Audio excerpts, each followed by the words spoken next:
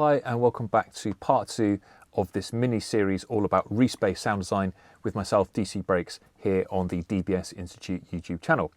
In part 1 I looked at how you can recreate the original Reese Bass from the record Just Want Another Chance by Reese using phase plant and building up the sound simply using sine waves and harmonics to recreate that iconic bass sound.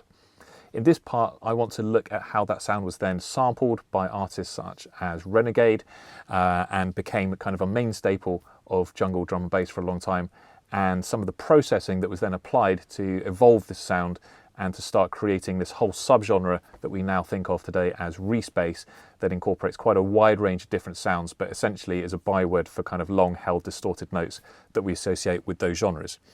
So let's just refresh our minds on how the original compares to that synthesized version that we made in phase plant. We're going to listen to it and look at it here on this analyzer to hear and see the differences. It's pretty close. It's the original Reese Bass.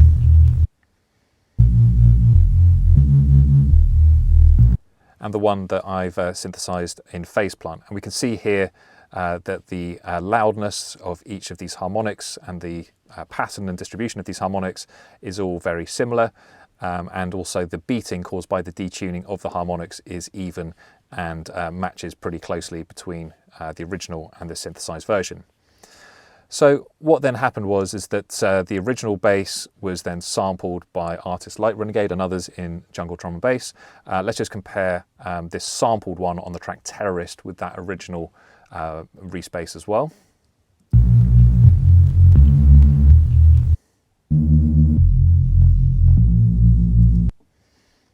So you can hear it's obviously a different arrangement of bass notes, but the sound is very similar. There are some differences which we'll look at shortly. And the main thing that I want to point out on the analyzer is that you can tell it's been sampled because the pattern of the beating in the sample is different to the original. So in the original, which would have been created by a synth, as we've seen in part 1, the beating is completely even between all the different harmonics, and it has a sort of distinctive pattern. In the sample, you can see this is broken up at this point here on this note, this point here on this note, and this point here on this note. And this tells us that the original bass line, perhaps the first note was sampled and then looped, which was a common thing to do in, for example, an Akai sampler. And that would have broken up this pattern of the beating within each of the harmonics. So what we're going to do now is take the original Reese Bass, we're going to put it into the Logic sampler and apply some of the same processing to recreate the Terrorist bass using a sampling workflow. So let's start by resampling our original Reese Bass. I'm just going to right click, convert to new sampler track. It's going to give us this sample down here. Now I've got the MIDI for the bass line ready to go already. So I don't want to just play the whole bass line through, I want it to play the right notes for the new song Terrorist. So I just need to get these onto the right notes, come into the mapping editor, give this some range. So it's too low, obviously. Let's get these notes up.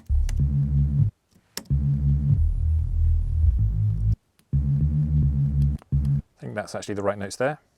I don't want this to be velocity sensitive, so I'm just going to make sure that that's not the case. And now we need to edit the zone. So at the moment it's just playing through the sample. So if we listen to it, you'll hear that because it's pitched up, it's playing through the sample quicker and it's starting to play the second note of the original sequence. So it doesn't sound quite right. So we're just going to turn on loop mode forward. And then we can set up our loop point exactly where we want it. So it's probably, I'm just going to guess, something like that. I'm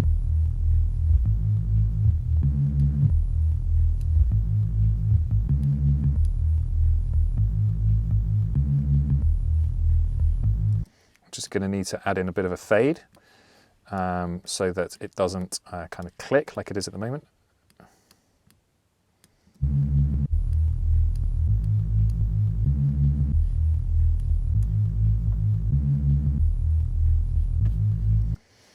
Okay, let's have a look in Vision 4X, how that's sounding.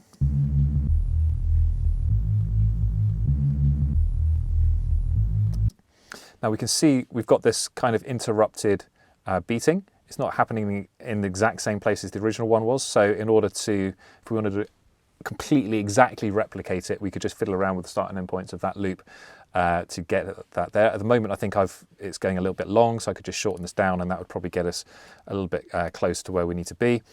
But we can probably also hear that it's not quite the same. It doesn't have that intensity. Let's just compare it to the terrorist bass that we've got down here. Just put this over here for now. Oops. Just move that up.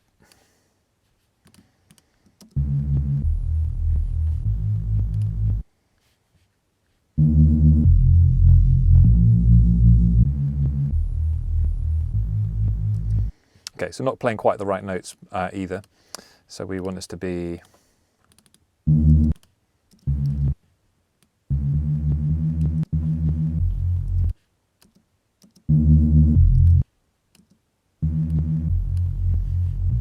okay, we've got the right notes now. Let's just compare that the beating between the two.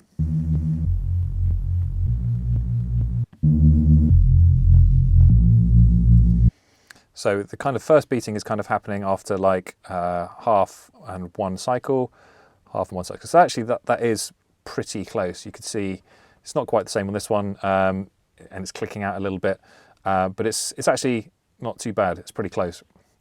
You can see our sample's a little bit quieter, but we could just turn it up, and that's because I think it is actually still playing velocity sensitive. There we go. So some of the additional processing that was then applied. Now, if you are obviously sampling this from a record, as we've identified earlier in the first video, it's got some of that vinyl crackle on it, some of that noise and hiss. So almost certainly this would have been low pass filtered to remove some of that high frequency content. Now there's lots of different filter modes within the Logic sampler.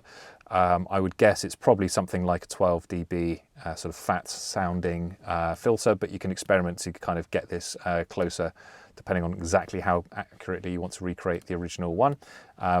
All filters have their own kind of style and mode and sort of sound to them depending on how the sort of cutoff frequency operates and the characteristics of the shape of it, depending on the slope and things like that. So let's just try that one, for example, see how closely we can get that.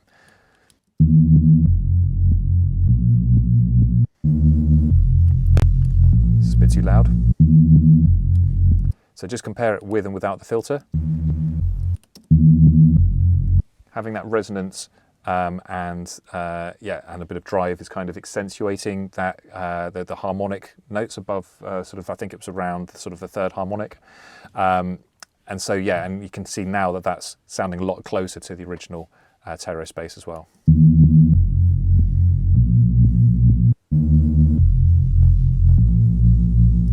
fact, the main difference is just I haven't spent much time tweaking the loop points to kind of get it smooth. So if you were to do that, you could probably get this, almost exactly the same.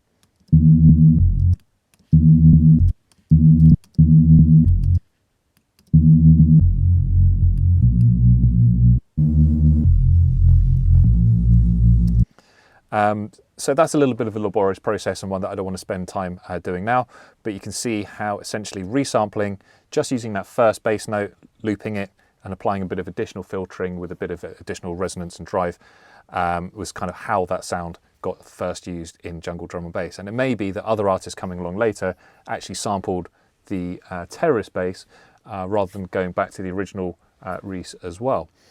And then from that point on, additional processing was applied by subsequent producers, particularly distortion and filtering and reverb and more creative effects essentially to process and further develop the sound. And that's what we're going to look at next.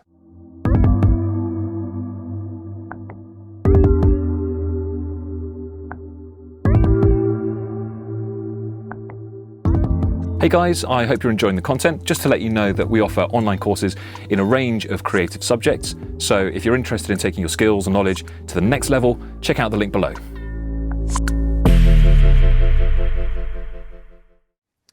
Now, producers at the time most likely would have then run this sample through their own samplers, or perhaps adding some additional filtering and distortion with other outboard effects or even some soft plugins.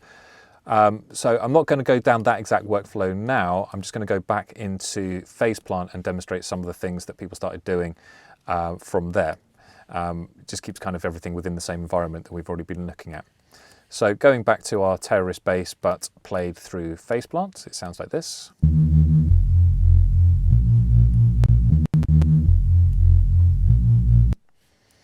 And so what then people started to do was to further add some more distortion. So I'll leave the Facturator on that we've already got because that kind of is recreating that original sound. And let's just dial in a little bit more sort of fuzz and drive.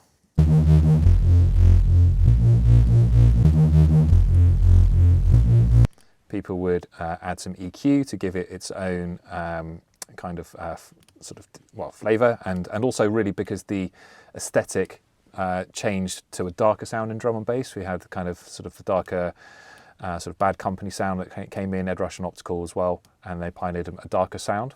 So that tended to be a bit more raw and a bit grittier, and so like the tops would be driven a bit more.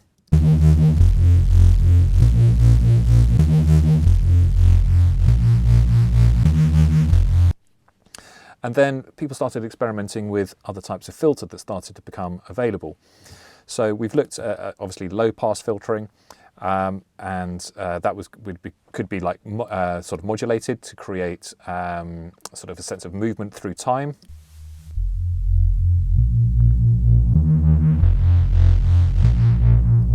So that was an effect that was used on tracks like Cut Slow, the Locust rework by Ed Rush and Optical, or Up All Night by John B. They would be made more epic sounding with a little bit of reverb.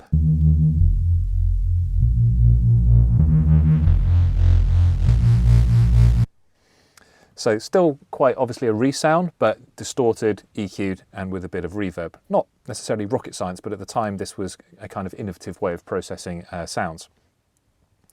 And then outside of that, people became interested in trying out different types of filter as well, as I mentioned. So if we take out a non-linear filter, for example, here within FacePlant, we can add in, for example, notch filters, and we can modulate these to kind of sweep the cutoff to kind of create almost like a slightly flanging effect.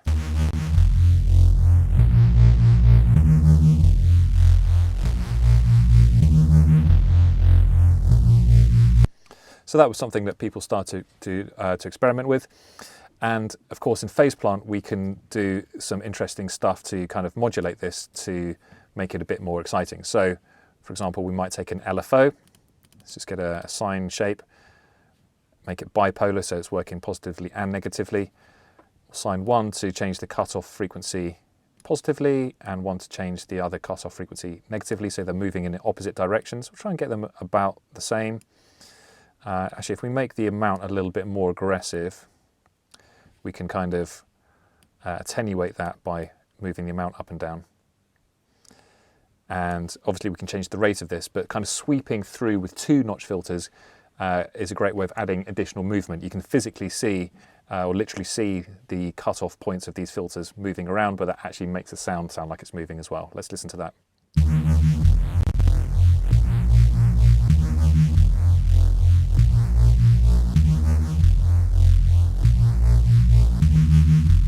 So without the movement.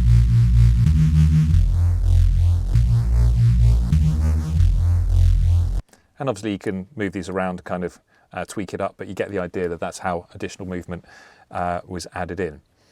And so these would become resampled themselves. People would sample these when they were left clean in records, and this kind of pushed the whole sound further forward, because if you resample that sound that's already got movement, start playing it up and down, and keep the range on a keyboard in the sampler, applying other filtering, you can see how the sound evolved and became iteratively more processed as well. So let's go ahead and do exactly that. We're going to take our little loop here that we've got and just bounce that in place. Let's have a listen to that.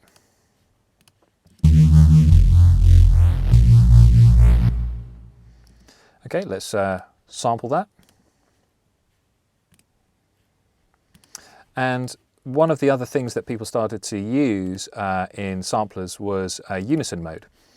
So this allows us to play multiple voices of the same sample at the same time, and we can detune them and do other things to kind of get a wider, slightly phasier, somewhat fatter sound as well. So to do that in the Logic sampler, we just come to Details, turn Unison on. Let's perhaps go for 2 voices. Let's apply a little bit of random detune and just turn it down a bit, because obviously we're adding voices, so we're going to be adding gain to our signal. And let's just listen to how that sounds.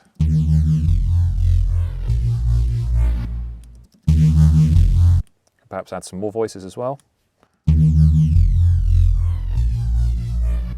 We get that additional kind of flanging effect. The more random detune we have, the more extreme that becomes. Or very subtle. So when they're more closely in line, you get a greater effect. Sorry, less of effect. And so this was another effect that people experimented with. And something else that people started to use was pitch bend as well. So this is something that you'd find in a classic Neurofunk tune, something like Dead Limit by Noisier, but countless other tunes. And again, it's a way of adding additional movement into a sound. I'm just going to come to my zone actually and just quickly set up a loop to give you an idea about how this might sound. Let's come up with it.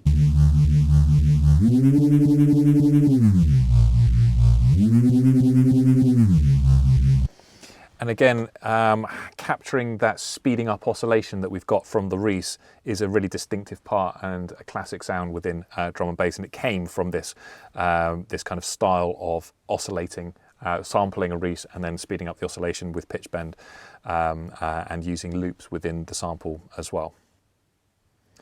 So that's really how the Reese Bass evolved through a process of resampling, adding additional filtering, distortion, some creative effects like reverb, but also using resampling techniques, looping, unison, and pitch bend as we've seen.